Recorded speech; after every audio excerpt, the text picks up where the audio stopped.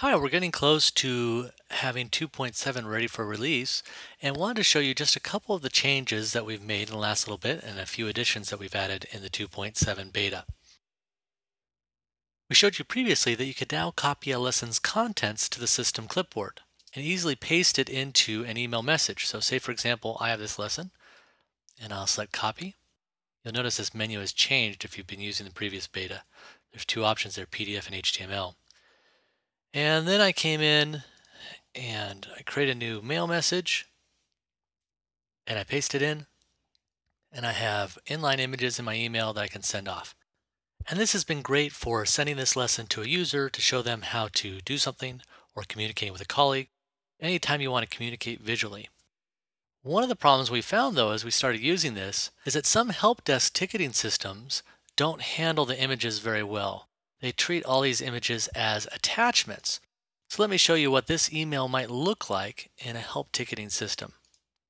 Here we are in Zendesk, and that's the help ticketing system that we use. And you can see here's that email. It has moved all of the images outside of the actual text and added them as attachments at the bottom. Well, that kind of defeats the purpose because the pictures are separated from the text that you're using to describe it. When we saw that, we thought, this is such a great use case for ScreenSteps for reporting bugs. And when you report bugs, you're usually going to send them to a help ticketing system. So the solution we came up with was to add a PDF option here. So now I can copy this PDF file to the clipboard.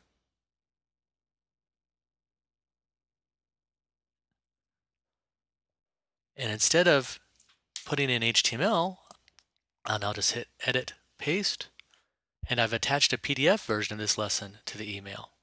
I can now send this into support, and when they get the ticket, they're going to have whatever text I put in the email and also a PDF version attached, so they've got one attachment that demonstrates the bug or the difficulty that you're having without separating the images from the actual text you're using. That's new in the latest beta of 2.7. When you hit clipboard, you have the option of copying the PDF version or the HTML version to your clipboard. This also works very well if you want to use this with an instant messenger. So I want to send this to someone via IM, maybe it's iChat or Yahoo or whatever instant messaging system you use.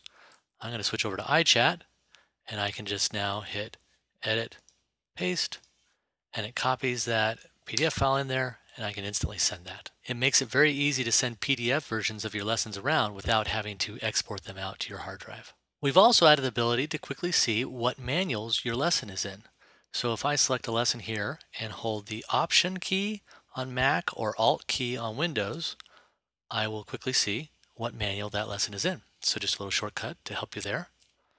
And we've added a tag palette. Now, the tag palette has all the tags that are in your lesson library, and you can do a couple of things with it. Say, for example, I have my manual here, and you can see I have these lessons about tasks, but I've only tagged the first one. So I'm going to go down to the Tasks tag, and I can just drag that onto lessons in my manual, and it will add those tags to it. So this is a much faster way to tag your lessons than having to open each lesson and tag it.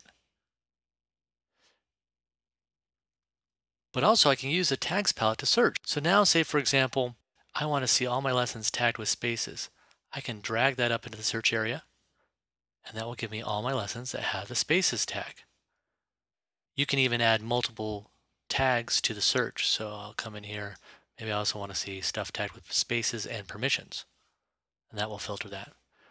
We've improved search a little bit as well, so you can also filter lessons on their status, find all your draft lessons, or see lessons that are unassigned to a manual. One last improvement, we were preparing for our WordPress webinar yesterday, and we got to one part where we needed to show people how to adjust the maximum width for an image on their templates. And it just seemed too hard to do. You had to open up the custom template and change the values in there. So now inside of your preferences, you can adjust the maximum width for an image for each template in your collection. This applies to any HTML template. You'll mostly use it with blogs and wikis. So say for example, you have a blog template that is 480 pixels wide, you would want to make this max image width less than 480 pixels. If your template is 600 pixels wide, then you can do something larger. But all you need to do is come in and adjust this, and then when the images are uploaded to your blog or wiki, ScreenSteps will make sure that they don't go wider than that amount. Okay, that's it for this video. We're just a couple days away from releasing 2.7. We think you're going to love it. Thanks a lot.